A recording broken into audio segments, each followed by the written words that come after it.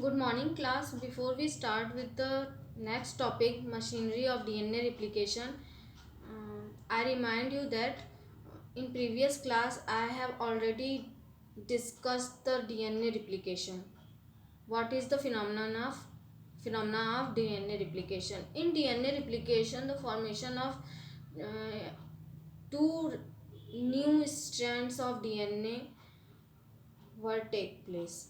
तो ये जो डीएनए रिप्लिकेशन है इसमें दो नई स्ट्रैंड का फॉर्मेशन हुआ था। ये हम पिछली क्लास में हम लोग देख चुके थे, पढ़ चुके थे। तो मैं एक बार फिर से रिवीजन करा दूं पिछली क्लास का। तो हमने molecular basis of inheritance chapter में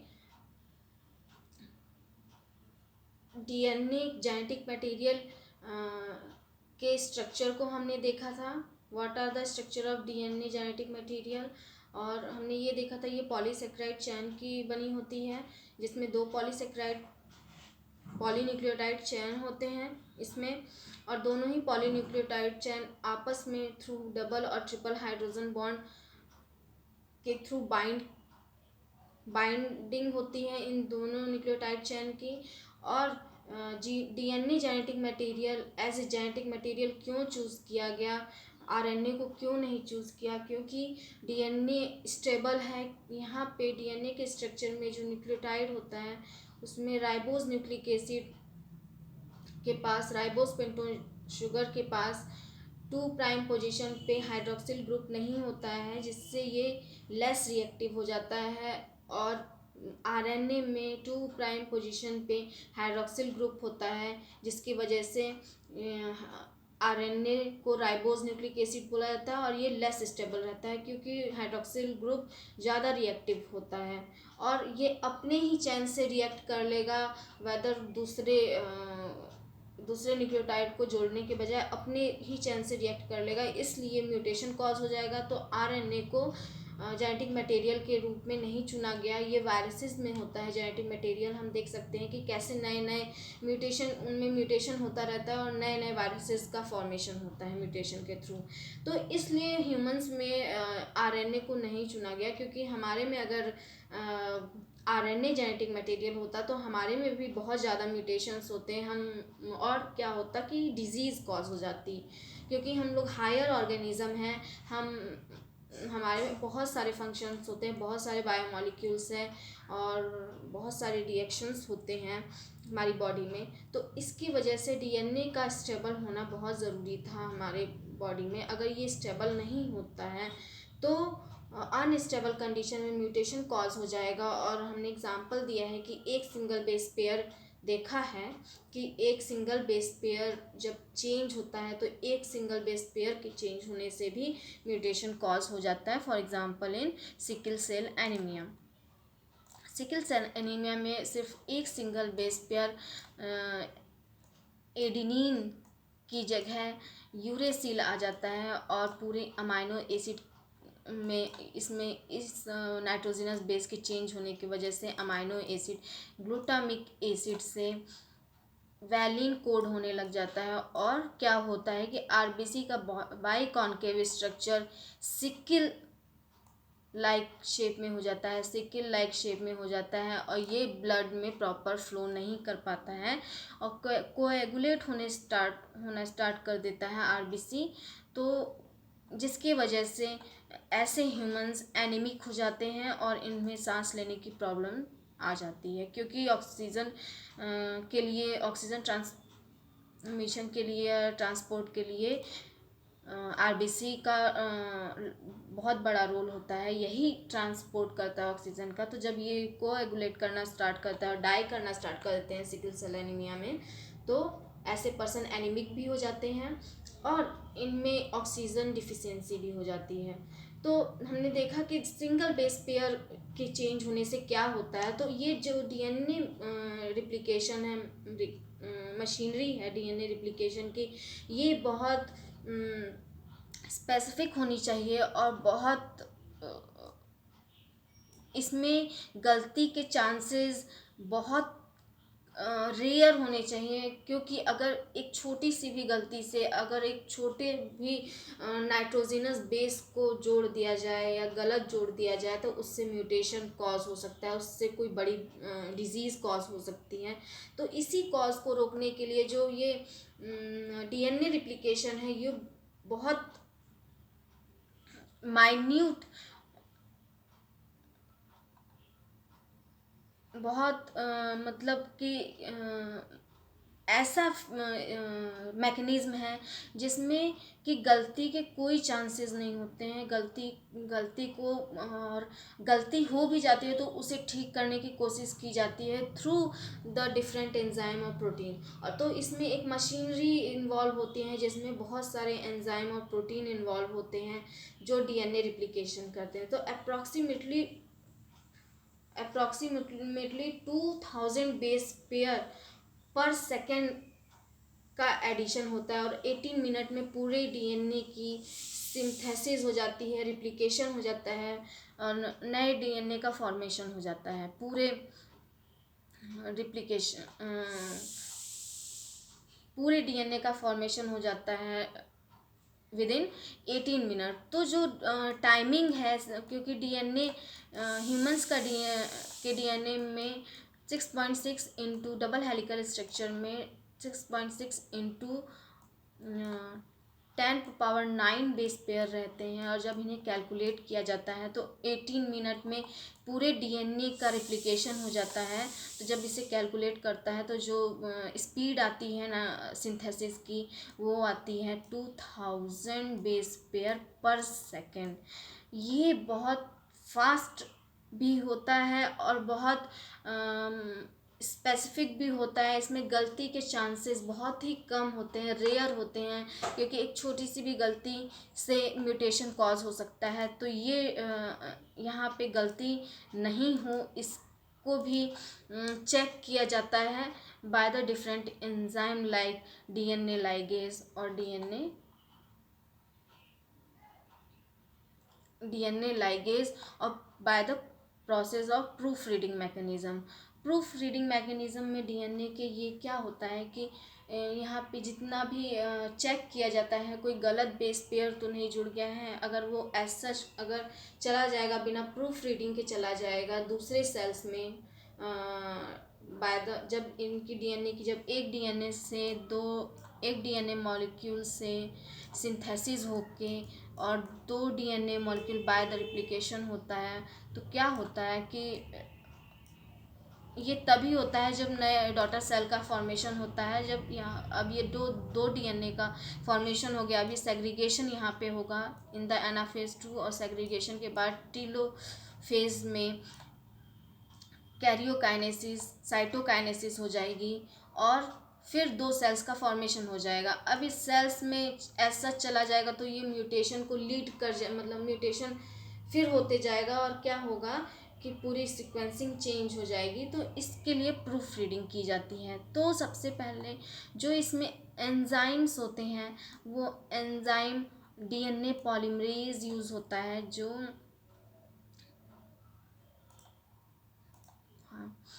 जो डीएनए पॉलीमरेज फर्स्ट होता है।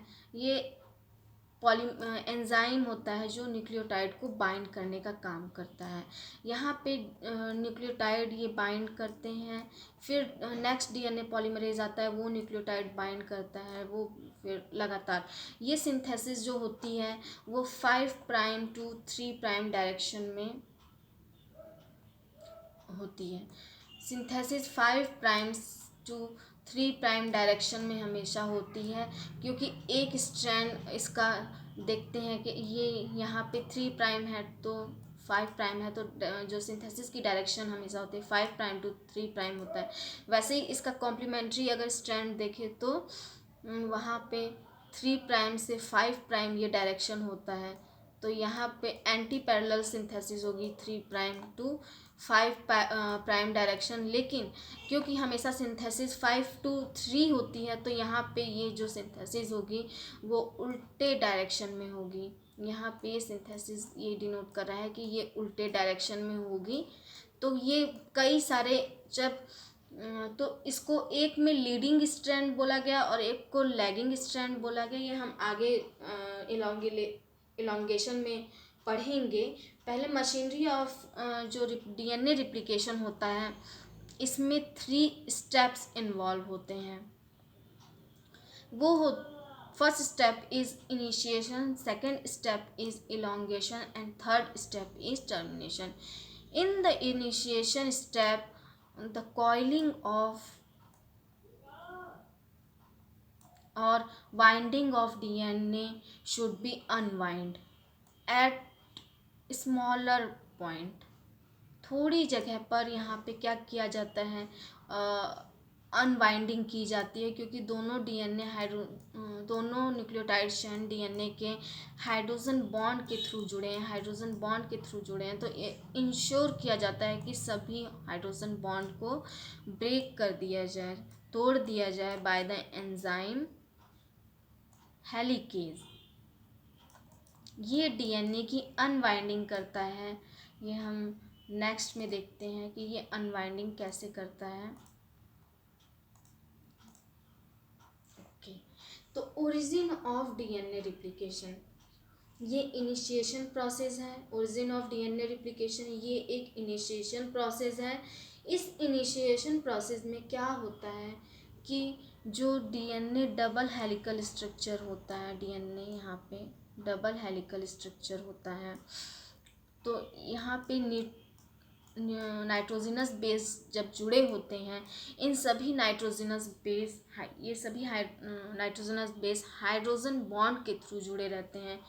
अब इन हाइड्रोजन बॉन्ड को इनिशिएशन में हाइड्रोजन बॉन्ड को सेपरेट किया जाता है या तोड़ दिया जाता है बाय द एंजाइम हेलिकेज। तो ये जो जब इन्हें तोड़ दिया जाता है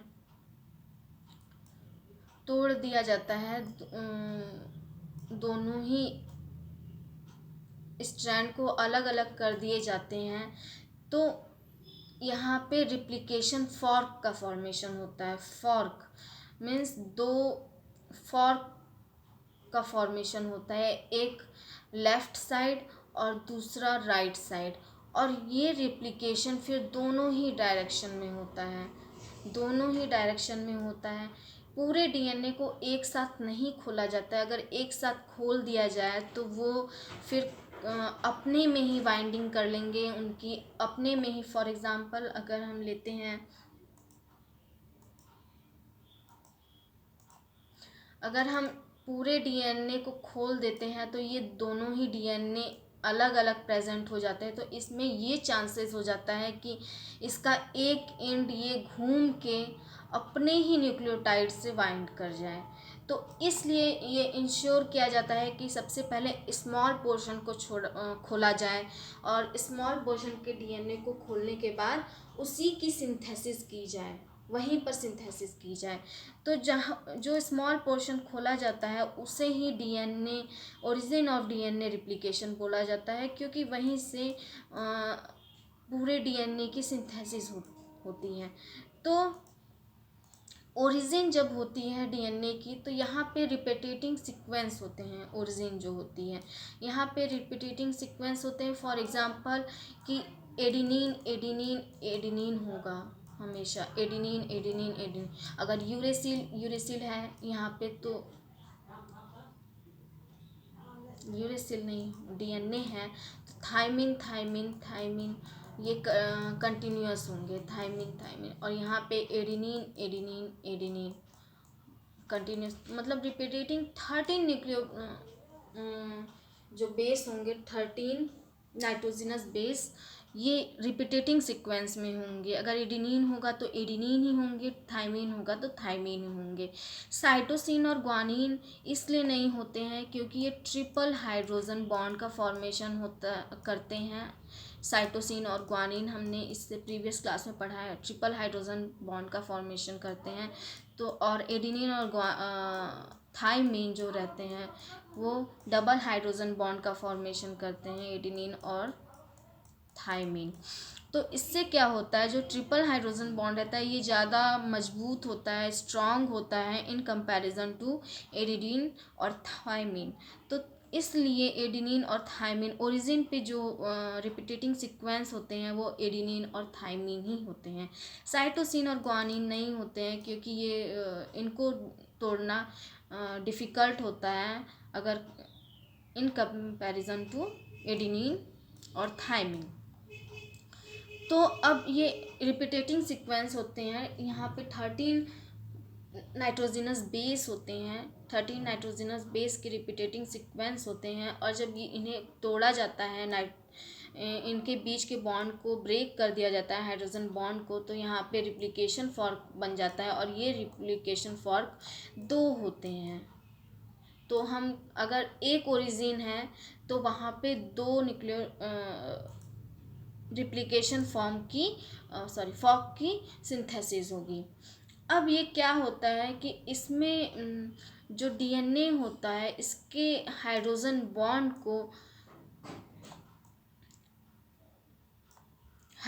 बॉन्ड को तोड़ने के लिए जो एंजाइम आता है ये तोड़ने का काम करता है हाइड्रोजन बॉन्ड, और इसे हेलिकेज बोला जाता है। हेलिकेज एंजाइम रिस्पॉन्सिबल होता है हाइड्रोजन बॉन्ड के तोड़ने के लिए। अब जब ये दोनों ही न्यूक्लियोटाइड जब अलग अलग हो जाते हैं तो इनमें फिर से बॉन्डिंग ना हो जाए, हाइड्रोजन बॉन्डिंग ना हो जाए, तो इसके लिए ये इंश्योर किया जाता है कि इन्हें ये बाइंड करने के लिए ये सिंगल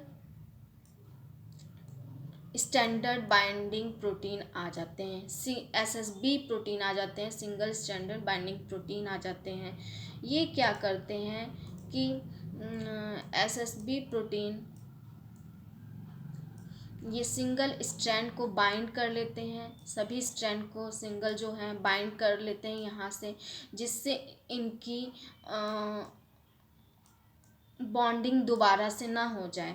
तो हेलिकेज क्या करता है, हाइड्रोजन बॉन्ड को तोड़ने का काम करता है, हेलिकेज ब्रेक करने का काम करता है हाइड्रोजन बॉन्ड को, और ये हाइड्रोजन बॉन्ड दोबारा फॉर्मेशन ना हो इसके लिए ये single standard binding protein SSB protein bind कर लेते हैं, इससे बाइंड कर लेते हैं न्यूक्लियोटाइड चेन से डीएनए की, जिससे ये दोबारा इनमें फॉर्मेशन इन्हीं दोनों स्ट्रैंड में दोबारा बाइंडिंग नहीं हो पाए, क्योंकि दोबारा बाइंडिंग हो जाएगी तो फिर ये यहाँ पे दूसरा न्यूक्लियोटाइड आके बाइंड नहीं कर पाएगा, जहाँ पे डीएनए की अलग से डीएनए की सिंथेसिस करनी है।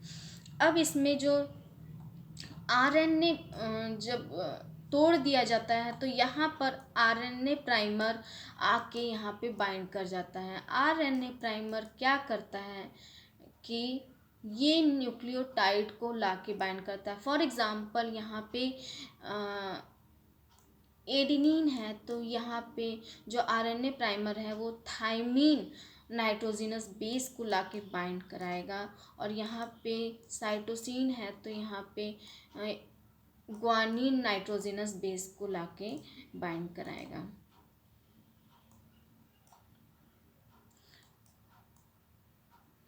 ये आरएनए प्राइमर है और आरएनए प्राइमर नाइट्रोजनस बेसिस को जॉइन कराने का काम करते हैं, या ये अगर यहाँ पे एडिनिन है तो ये थायमीन और यहाँ लाके बाइंड कराएगा, और फिर जब इसकी बाइंडिंग हो जाएगी तो फिर से यहाँ पे अगर थायमीन है तो यहाँ पे एडिनिन को लाके बाइंड कराएगा।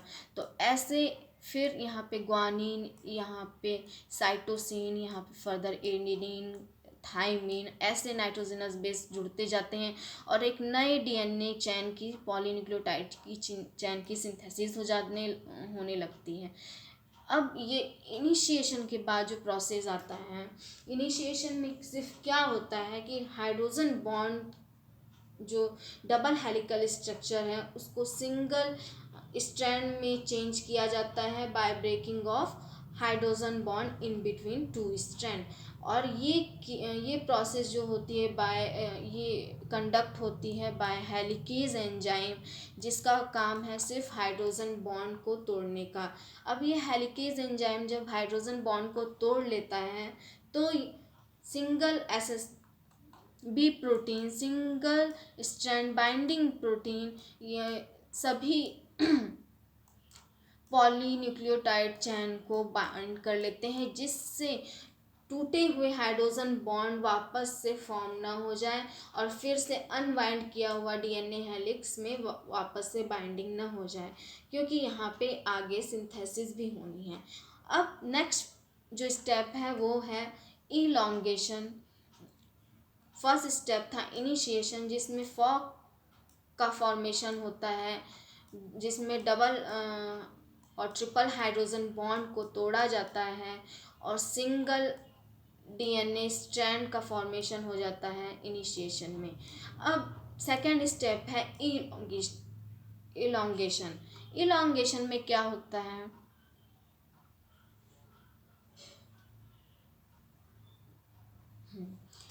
इलॉन्गेशन प्रोसेस में क्या होता है कि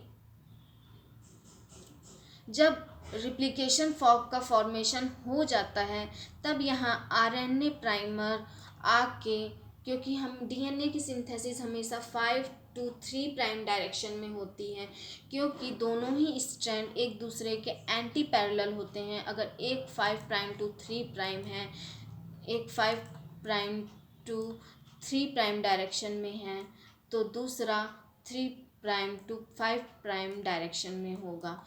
जो ये दोनों ही चैन एक दूसरे के एंटी पैरेलल हैं, तो जो 5 प्राइम से 3 प्राइम डायरेक्शन में, यहाँ तो सिंथेसिस 5 प्राइम से 3 प्राइम डायरेक्शन में हो जाएगी, लेकिन जो अपोजिट स्ट्रैंड है यहाँ पे सिंथेसिस अपोजिट डायरेक्शन में होगी, वो भी ब्रेक में होगी। मतलब कि यहाँ पे कई सारे आरएनए प्राइमर रिक्वायर होंगे, अलग अलग प्राइमर जुड़ के यहाँ पे सिंथेसिस अगर देखा जाए तो हमेशा 5 प्राइम टू 3 प्राइम डायरेक्शन में होती है। अगर यहाँ पे 5 ले लिया जाए तो ये दोनों एंटी पैरेलल नहीं होंगे, क्योंकि यहाँ पहले से 5 प्राइम डायरेक्शन में है।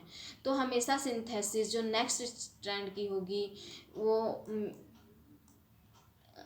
टुकड़ों में होगी, जिसे लैगिंग स्ट्रैंड कहते हैं। 5 प्राइम टू 3 प्राइम डायरेक्शन में होती है हमेशा सिंथेसिस। तो एक स्ट्रैंड में तो कंटिन्यूअस आरएनए प्राइमर काम करता है, कंटिन्यूअस जो न्यूक्लियोटाइड हैं वो जोड़ता रहता है, जोड़ता रहता है, और सिंथेसिस 5 to 3 प्राइम डायरेक्शन में होती है। उसे लीडिंग स्ट्रैंड बोलते हैं, क्योंकि यहाँ पे हमें कंटिन्यूअसली, यहाँ पे ब्रेकेज नहीं होता है, कंटिन्यूअस होता है 5 to 3 प्राइम डायरेक्शन। लेकिन यहाँ क्या है, यहाँ पे अपोजिट वर्क करना पड़ता है, यहाँ पे लगातार नहीं हो सकती इस स्ट्रैंड में, क्योंकि ये स्ट्रैंड एंटी पैरेलल है 3 प्राइम टू 5 प्राइम। और जब यहाँ पे सिंथेसिस, क्योंकि सिंथेसिस हमेशा 5 to 3 प्राइम होती है, तो कई सारे आरएनए प्राइमर रिक्वायर होंगे यहाँ पे सिंथेसिस में। तो जब ये कई सारे सिंथेसिस में इन्वॉल्व होंगे आरएनए प्राइमर, तो उस चैन को बोलेंगे लैगिंग स्ट्रैंड और ओकाजाकी फ्रैगमेंट, क्योंकि यहाँ पे सिंथेसिस फ्रैगमेंट के रूप में होती है। यहाँ से ये यहाँ पे आएगा, तब तक दूसरी आरएनए प्राइमर जुड़ा होगा, फिर यहाँ पे तीसरा आरएनए प्राइमर जुड़ा होगा, तो कई सारे फ्रैगमेंट बन जाते हैं यहाँ पे। तो इसलिए इसे बोला जाता है ओकाजाकी फ्रैगमेंट। और स्ट्रैंड को बोला जाता है लैगिंग स्ट्रैंड, क्योंकि ब्रेक हो के सिंथेसिस होती है, तो इसलिए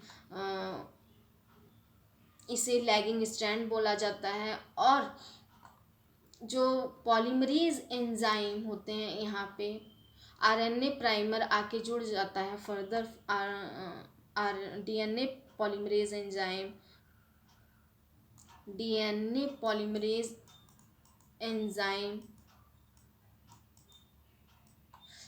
फर्स्ट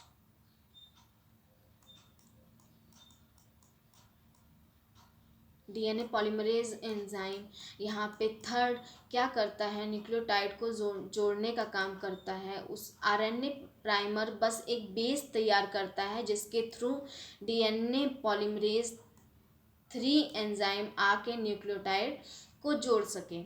अब जब न्यूक्लियोटाइड यहाँ पे सिंथेसिस हो जाती है, तो पॉलीमरेज थर्ड जब कर देता सिंथेसिस इलॉन्गेशन में क्या करता है कि पॉलीमरेज पॉलीन्यूक्लियोटाइड चेन की सिंथेसिस हो जाती है पॉलीमरेज के थ्रू, और ये पॉलीमरेज दोनों स्ट्रैंड पर डीएनए की सिंथेसिस करते हैं। जब दोनों ही स्ट्रैंड पे डीएनए की सिंथेसिस हो जाती है तो क्योंकि यहाँ पे जो लैगिंग स्ट्रैंड है यहाँ पे फ्रैगमेंट का फॉर्मेशन हुआ है, ये फ्रैगमेंट फिर फिल किए जाते हैं by bond formation. Diester bond का फॉर्मेशन होता है, वो बॉन्ड का formation polymerase first second fifth four और फिफ्थ के थ्रू होता है, जो एरर का कभी मतलब एरर को रिपेयर करने का काम करते हैं। अगर कोई गलती हो गई तो लाइगेज क्योंकि लाइगेज जोड़ने का काम करता है, लाइगेज जोड़ने का काम करता है।